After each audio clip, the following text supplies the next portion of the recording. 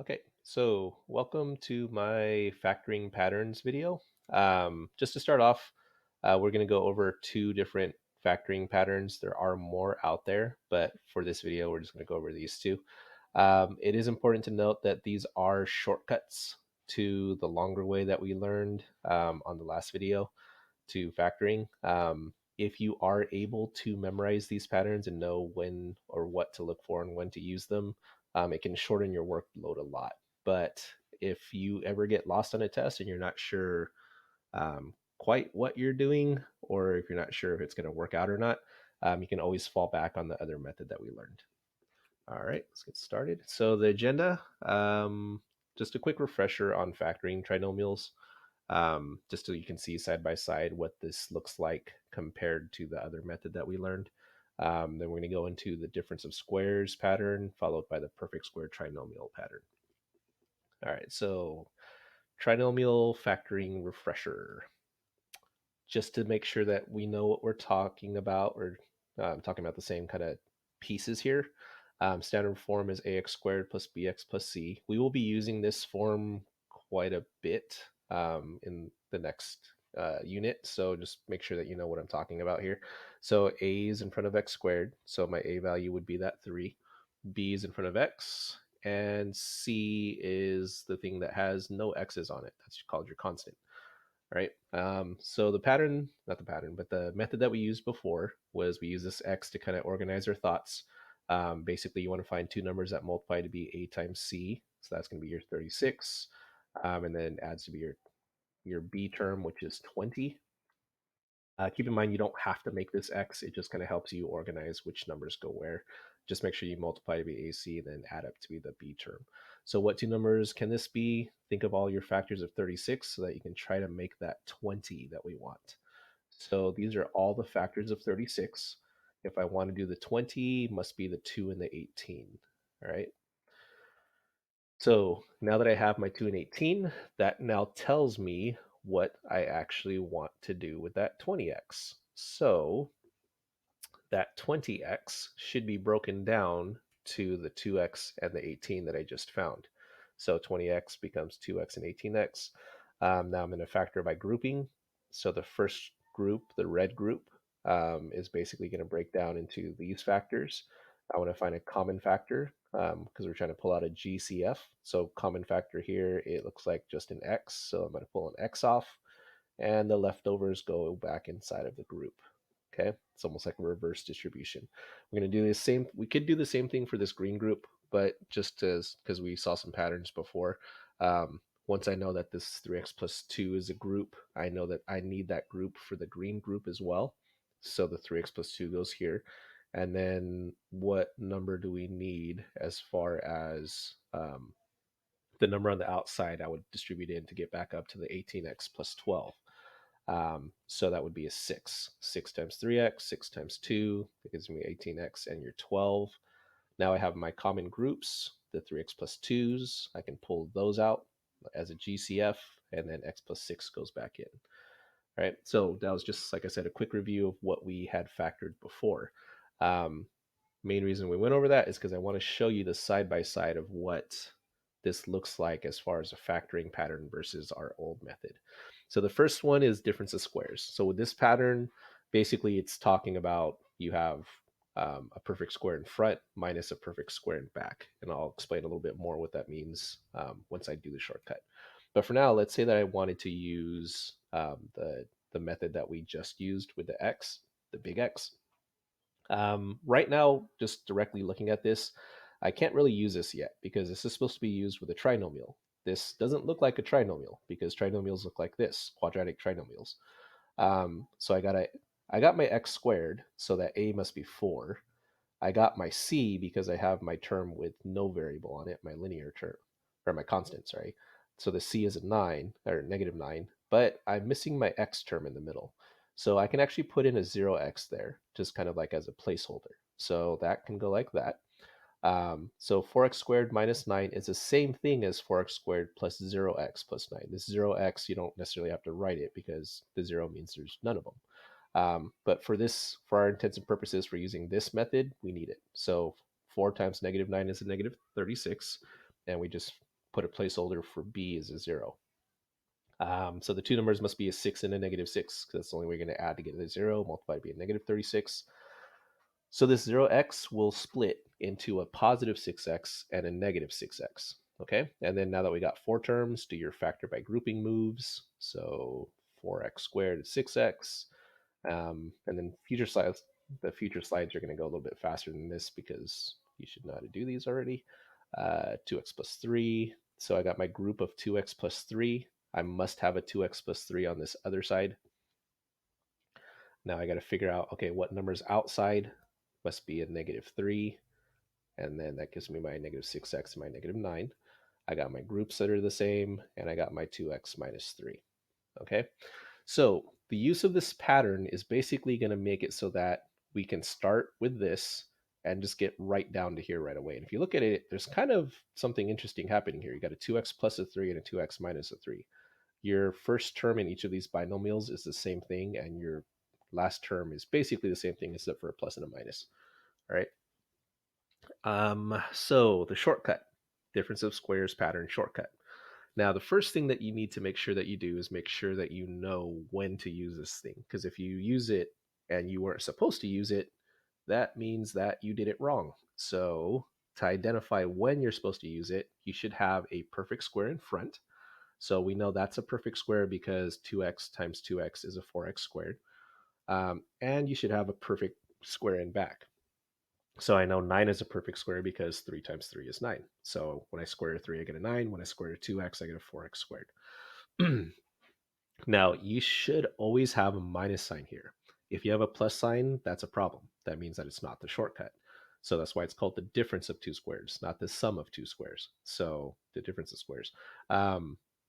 If there's a plus sign here, again, you cannot use this pattern. Or you can, you'll just get it wrong. So yeah, don't do it. But yeah, once you have this part, you basically are done.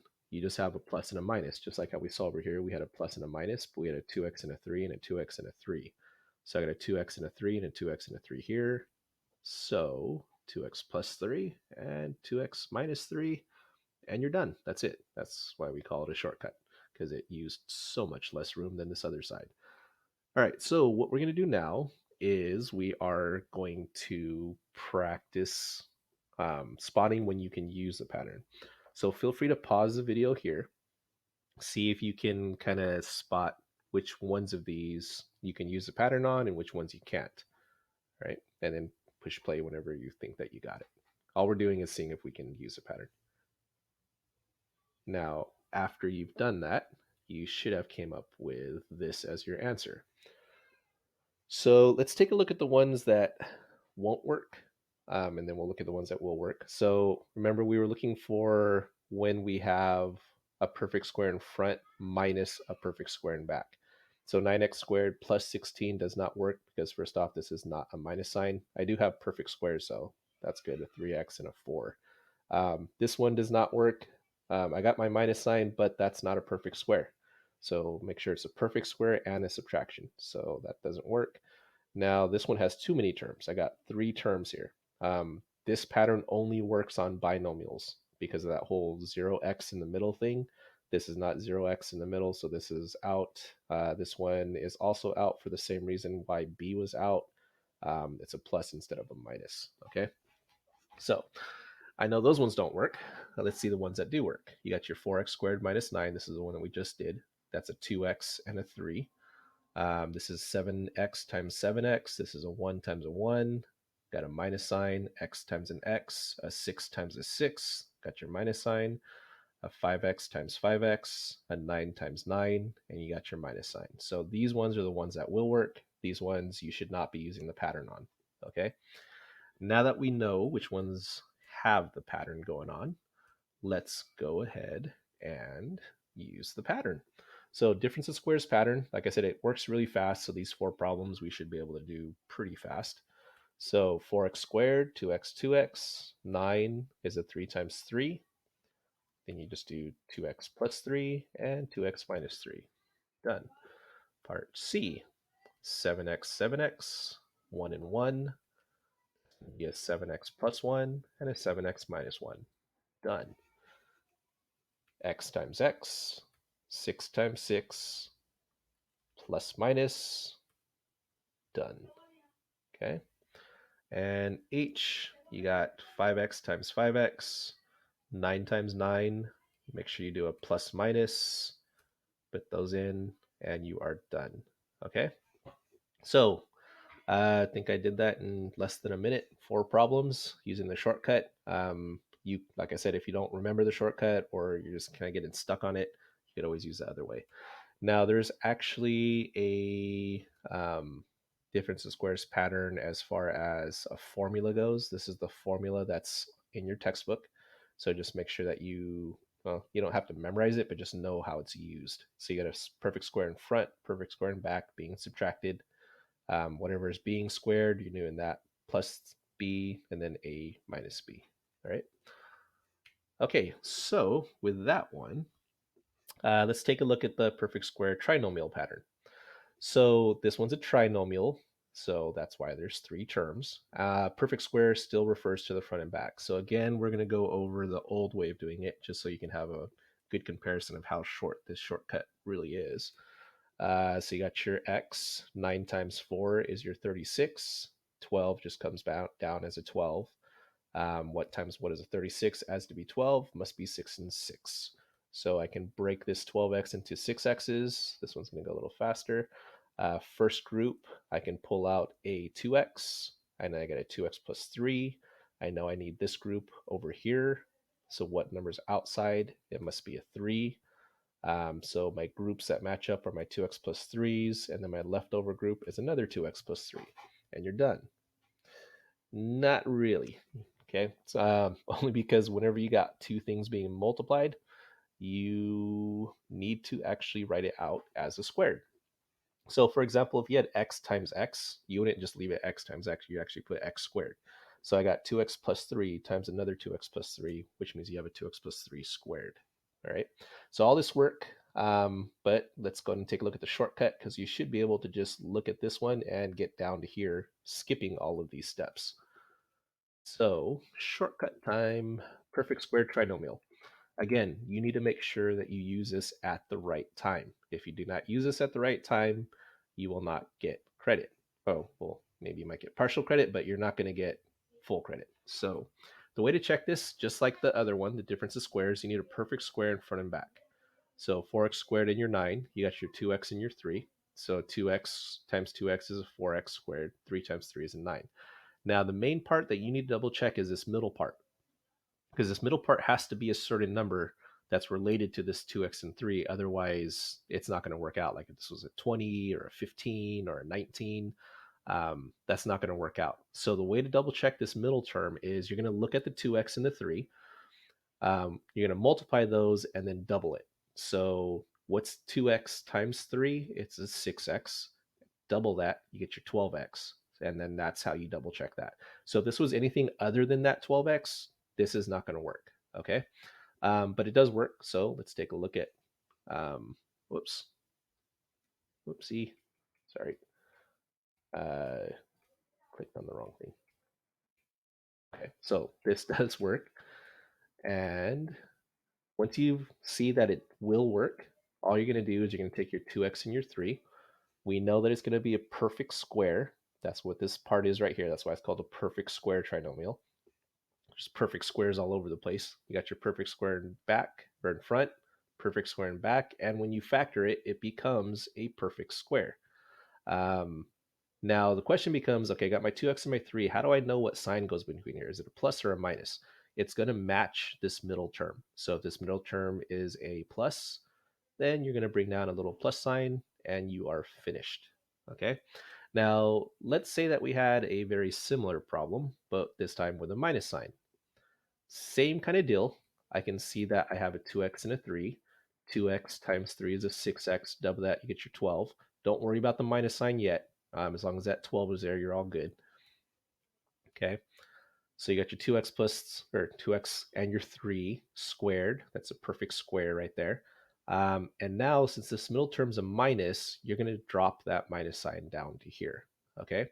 Now, notice this is always going to be a plus over here. Okay. The only thing that's going to switch signs is this middle term in this pattern. So what we're going to do now is I'm going to show you. So we have all of these, just like last time. Figure out which ones that you can use that previous pattern on. So the perfect square trinomial pattern, which ones can you use it on? Feel free to push pause on the video and figure it out. All right, so once you do it, you should end up with this, with that will work and won't work. So let's take a look at the ones that will work, and then you can see why these ones don't.